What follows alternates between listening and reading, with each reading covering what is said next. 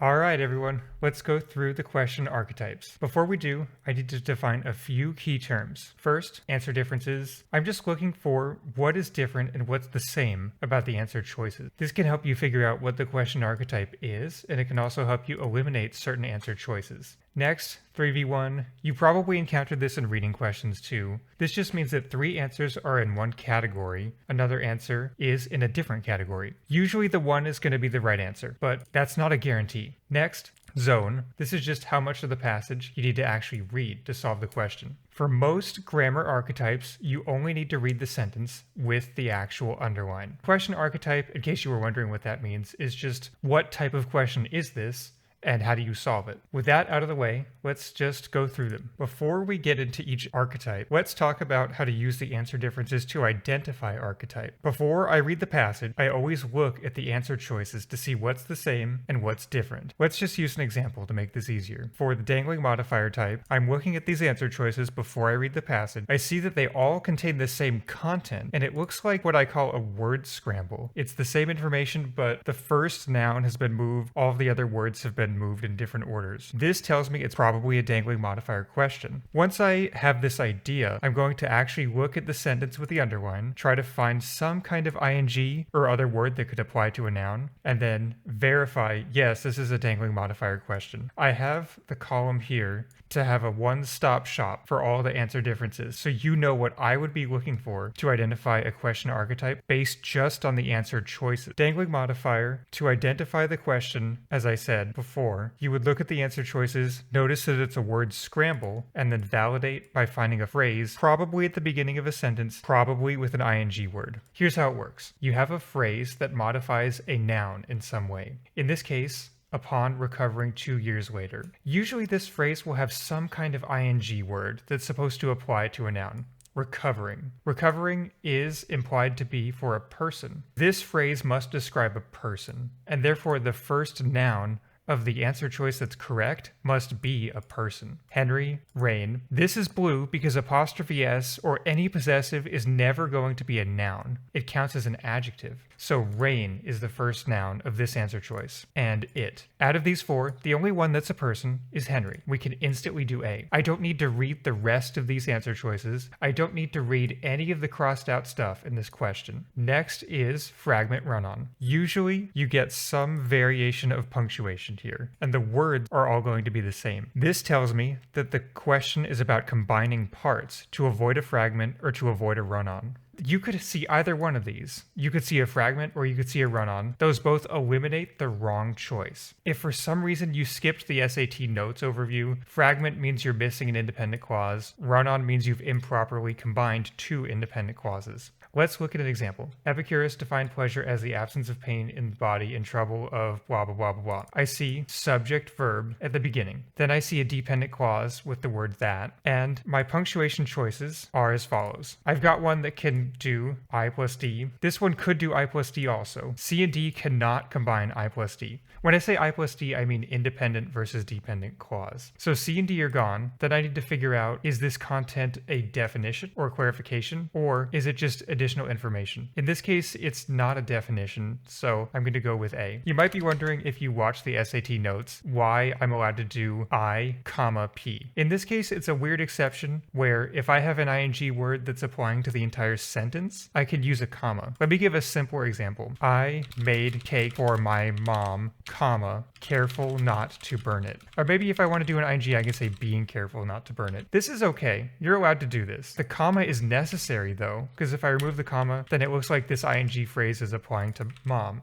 which is not what you want. That's what's happening here. This is a parallel case to the reason why A is correct. That's the normal fragment run-on type. If we move on to conjunction trick, this is a little bit more difficult. Conjunction trick fragment run-on types are going to be similar to the normal type. You can see that the words are all the same. The only thing that's different is the punctuation. However, the difference is that you have some kind of conjunction that can apply in one of two directions. If you have a conjunction is a word that connects two parts, basically. The conjunction in this case is however, and you can see that you can apply the contrast either forward or backward. I ate lunch an hour ago. I was still hungry, however. The contrast in this case applies to the blue part, which is before the however. I was still hungry. However, I decided not to eat. The contrast applies after the conjunction to the blue part still. This is a tricky hybrid question. You need to do reading and grammar because there's going to be two grammatically correct decisions and you have to pick the one where the conjunction applies in the right direction. If we look at an example question, Hopper's subsequent career would involve more than just equations, though. As a pioneering computer programmer, Hopper would usher in the digital age. We have an independent clause here that I've flagged and highlighted, so you have to be careful about that. That's going to eliminate some options right away, like B and D, because they don't have any punctuation that can combine independent clause with independent clause. The first independent clause is here. Hopper's career would involve blah, blah, blah, blah, blah. We're left with a few options. Do I want the contrast word to apply forward, or do I want it to apply backward? In this case, I want it to apply backward. The career involves more than just equations. The contrast is saying, okay, it's not just equations. It's also computer programming. The correct answer is A because it makes the conjunction apply backward. If I do a parallel example, I was still hungry. Oh wait, no, I need to do the other one. I decided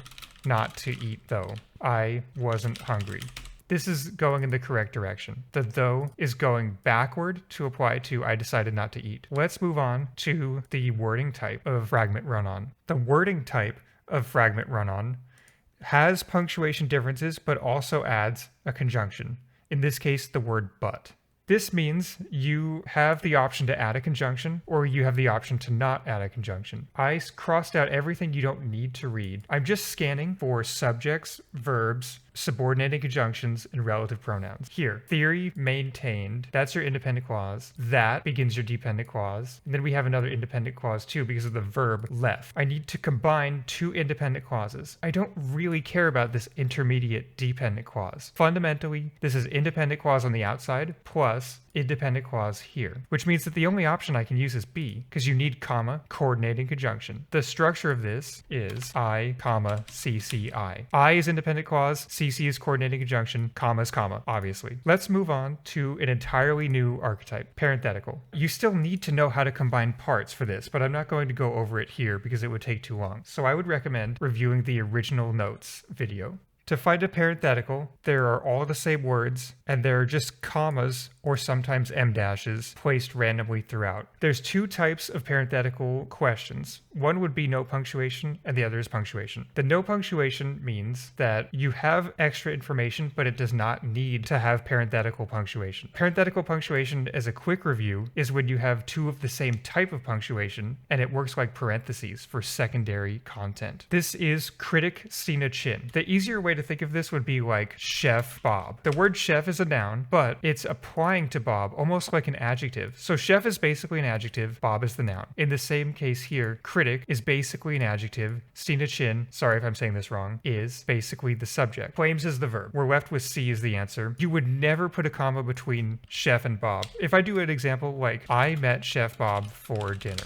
you would never put this comma here because it's just an adjective and noun. You can't have this comma because you can't separate subject and verb with just one comma. The only option that's left is C. We don't want to cross out SPANa chin because that would be like saying I met Chef for dinner. Chef doesn't stand alone as a noun here. You need to say Chef Bob. You would need to have some kind of article like or the. I met a chef for dinner. I met the chef for dinner. But we don't have that. So chef is Chef Bob. This would work. Let's go on to the punctuation type. These are pretty simple. They're a classic from the old SAT. You're just going to match the punctuation with something else. You've got this em-dash here in the passage, and you need to match with an em-dash later. This is a pretty straightforward case. The two em-dashes together work like parentheses. I could do this. I met Bob, em-dash, my friend from school, em-dash, for lunch. These two em-dashes work like parentheses, so you end up with essentially this. I met Bob, parentheses, my friend from school, for lunch. Moving on to pronoun archetype. Pronoun questions are easy to identify because you can notice that all the answer choices are different pronoun types. You're just going to choose if the pronoun is supposed to be singular, plural, human, object, first, second, third person. If we're looking at this example, barnacles is what the pronoun is supposed to stand for. That's plural. This one's a little bit weird because we have two plural options, but we need the one where the subject is doing an object to itself. If I give a simpler example,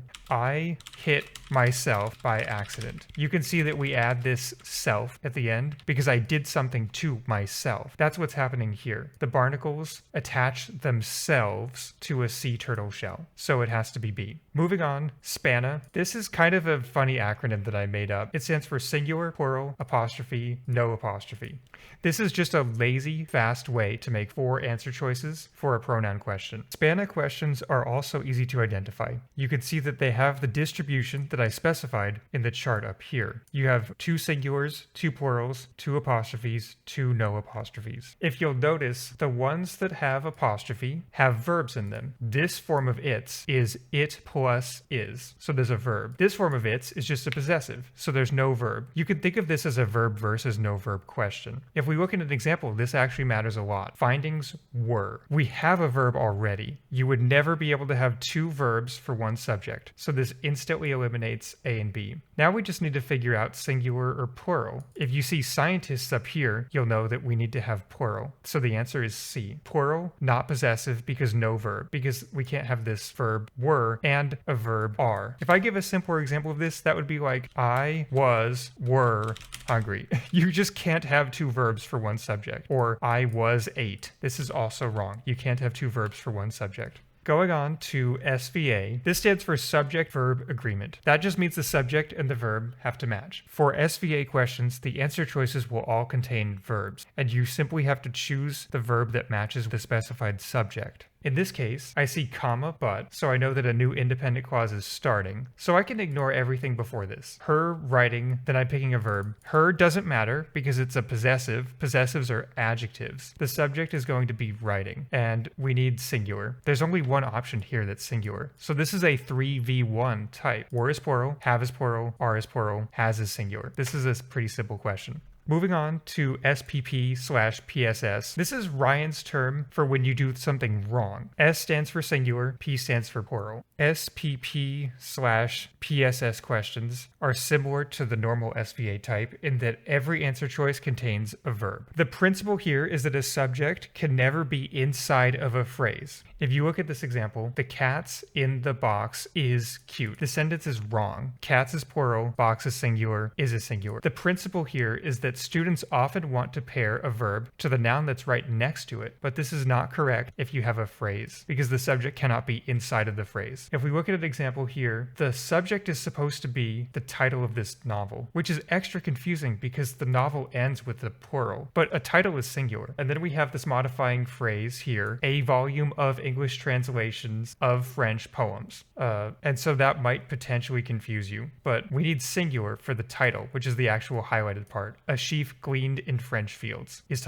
singular. So this is another 3v1. The answer is A. IVS is a subtype of SVA, which means that, again, all of the answer choices are going to contain verbs that you must match to a subject. IVS stands for inverted verb structure. What happens here is a preposition or adverb can make the sentence order get messed up. In this case, among is a preposition, and the subject can never be inside of a prepositional phrase. Among the club's leaders, the subject can't be any of these words. We're going to actually have the verb first before the subject. That's what makes it inverted. Among the club's leaders, what's the subject? It has to come after. It's going to be this. Josephine St. Pierre Ruffin. That is a singular subject. The answer is going to be A. This is another 3v1. Singular, plural, plural, plural. Super comma questions can be identified by the use of a semicolon and the fact that the words are all the same and all in the same order. I covered this in my guide, but I'll just cover it again quickly. If you have a list of items and any item itself has a comma inside of it, then you would would combine all of the items with semicolons. This will be easier if I just show an example, because what I said is probably word soup to you if you don't already know what's going on. Here's a list of 3 places that I've been to. One of those places is Los Angeles, California. That's just one place, but it has a comma inside of it. To avoid confusion, I'm going to separate these places with semicolons. Los Angeles, California, semicolon. You can see that the one on the bottom here is the correct one. Paris, France, semicolon. Because Paris, France is one place. That's the principle of the super comma. This is not an official name for this. I came up with this name, and as far as I know, there is no grammar term for this. Another important note is that even if just one item contains a comma, you separate all items with semicolons. In the second one here, I've met Bob,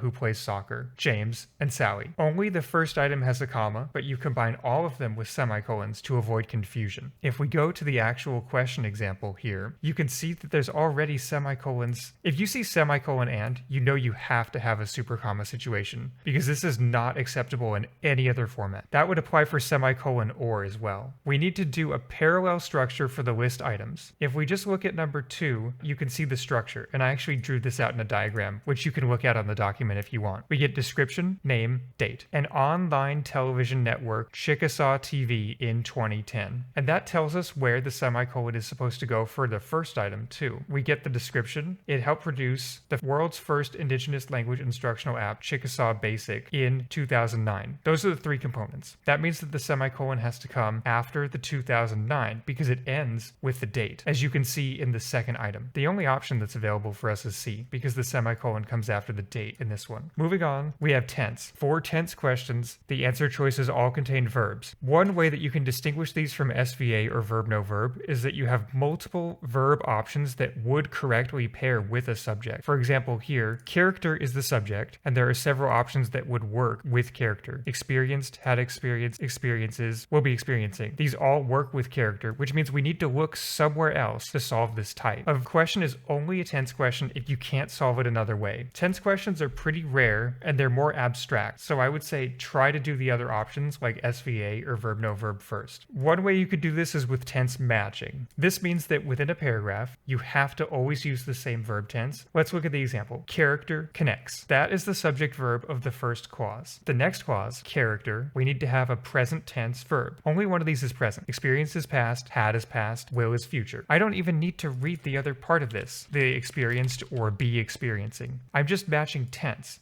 And tense is only past, present, future. It does not include perfect, continuous, or passive. By that logic, we have to go with C to match tense. Time context is where a phrase or other information does require a tense change. The by the end of the 1990s is a pretty clear indicator of past. So you could technically just solve this as a past, present, future question and ignore C, D, and A because of the fact that they don't have past tense. For verb, no verb, the answer choices will have a mixture of not verb and verb options. This tells you that you need to decide if you need a verb or not verb. Usually it will be a 3 versus 1 distribution, which makes it easy to find the correct answer. To do this, you have to know verb confusion. I'm not going to go over that here, but you can just click on the link, or you can watch the original video. There's 2 types of verb no verb questions. Either you need a verb or you need no verb. Let's look at the ones where you need a verb. Some historians, blah, blah, blah, blah, blah. I can see the word that, and I can see the word which. These are both creating dependent clauses, which means that I have to put a verb somewhere before that in order to have an actual independent clause that has a subject and verb. Only one of these options that is verb is B. ING is not verb, 2 plus verb is no longer verb. It has to be B. This is really straightforward. Requires no verb. I have a dependent clause that I don't really care about. Then I have comma, independent clause, and then the part after this is connected by a comma. I have to make sure that I don't have an independent clause after this comma, after ice cover. Otherwise, I would have a run-on. The only options here that are not verb are to force and forcing, and then you just need to know that to plus verb, which is not a verb anymore, expresses a goal, and ing in this case would express a condition. A condition makes more sense than a goal because the snow and ice cover are not people that could have a goal. They're just conditions that force the monkeys to hunt for other animals. And with that, that is all of the SAT grammar question archetypes. You have access to this document, and you can also always email me if you have questions. And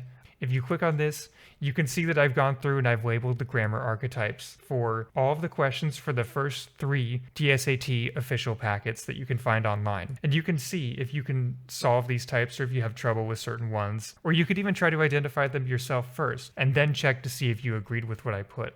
If you made it this far, thanks for powering through. Feel free to let me know in the comments if there's anything you want me to go into more depth on. Okay, thanks everyone. See ya.